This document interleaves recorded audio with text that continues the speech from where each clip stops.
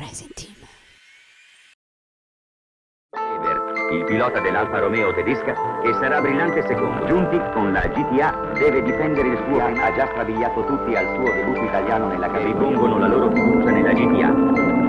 Il triestino al via, le GTA dell'Audelta balzano al comando.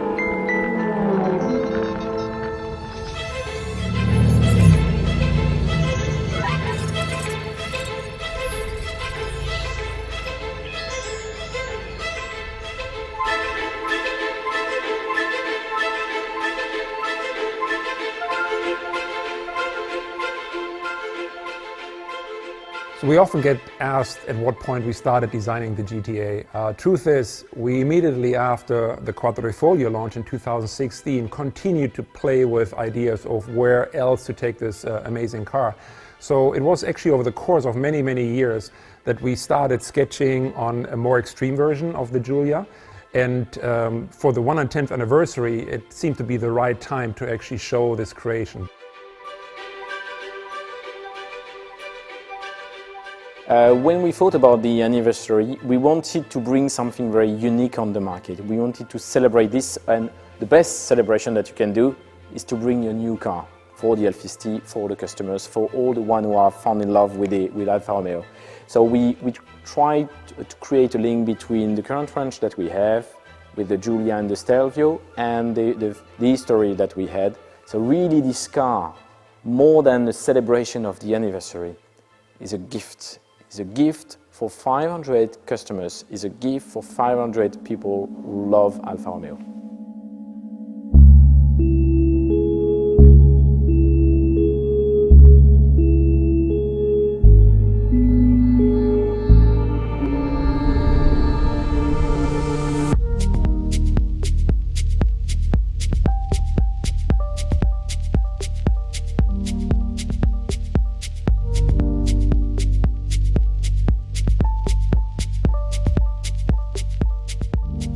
So carbon fiber is a material that we excessively used on the GTA and M for lightweighting. So the whole front part of the car is carbon fiber. A lot of the carbon fiber you don't even see. The hood, for example, is carbon fiber. The fender are carbon fiber. The whole front fascia is carbon fiber, but it's painted, so it's not really visible. But then there's a lot of exposed parts of carbon fiber, the aero pieces. We also have the wheel arch extension in the back, the rear wing. Those are exposed carbon fiber pieces. We actually like very much working with carbon fiber. It's a material that can almost do anything. But the two differences you need to understand when working with carbon fiber, and you really have to pay attention to in the design phases, what will become aesthetic and therefore will be shown, and what is non-aesthetic.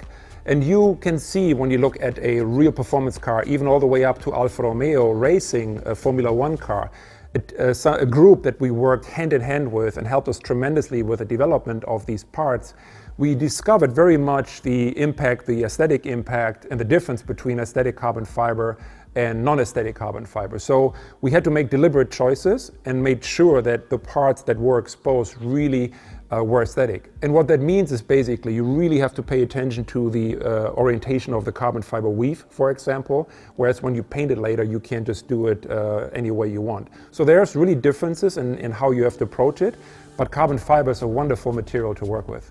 So when we designed the Giulia GTA, when we had it in the studio, you can imagine that our walls were filled with reference images of the original GTA. And one thing you can't escape looking at these images were some of these iconic liveries. And what I really liked about them is they had a completely different solution than you saw on maybe other brands at that time, with this kind of dipped nose. And the dipped nose basically was done back in the day to identify the driver. So the car either had a complete nose in white or in light blue or in ochre and this kind of burnt yellow. And that's something we thought was really, really cool. So when the car was done, when the GTA was done, we thought this would be a nice opportunity for our customers, if they so wish, to also apply this kind of historic livery. So while the car in itself is not referring to the GTA with retro design or anything, but just the nameplate, we thought with the liveries, we allow our customers to actually create this nod to history, to actually make that connection to the original GTA and apply some of these really truly iconic liveries.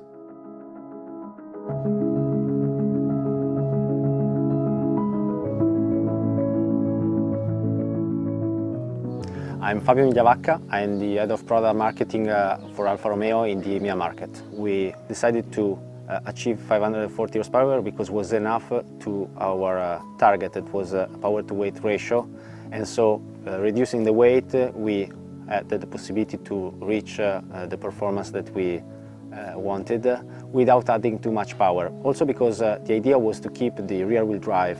On the GTA EM we have a specific aerodynamic package. We have a front splitter that is like on the Quadrifoglio and like on the GTA, an electric actuated splitter, so it could go down over a certain speed, but you can also adjust it in what we call the X direction, so in the front of the car manually, to increase the area and the downforce on the front of the car. In the same way, on the back of the car we have this huge rear wing that is adjustable, so the central part could be inclinated in a different position, adjustable manually from the customer, and we will give some guideline to the customer depending from the circuit where the customer will drive for a track day or something like that, giving the aero setup that is the ideal one for that circuit. We worked on the weight reduction on the GTA M and the GTA, working from every single particular of the car. If you look outside the car, the front fascia of the GTA and the GTA M are totally revised for the aerodynamic needs, but are made also in carbon fiber, so reducing the weight. The pieces of the car has been redesigned. For example, the windscreen of the GTA and GTA M is thinner than the standard Quadrifoglio, reducing the weight, and on the GTA M is really visible the fact that you are removing the rear seats, the rear bench, adding the roll bar, the roll cage with the 6-point harness, and the monocoque seats from Sabelt that are reducing the weight compared to the Spark 1. Working with Sauber is a great opportunity for us to have them on board on such a project. So we are involved in the Formula 1 with Sauber, as you know, but having their knowledge and their experience on the GTA project is an added value. So we worked with them also in in-wheel wind tunnel to adjust the aerodynamics on both GTA and GTA M to achieve a better downforce on both cars. Racing team.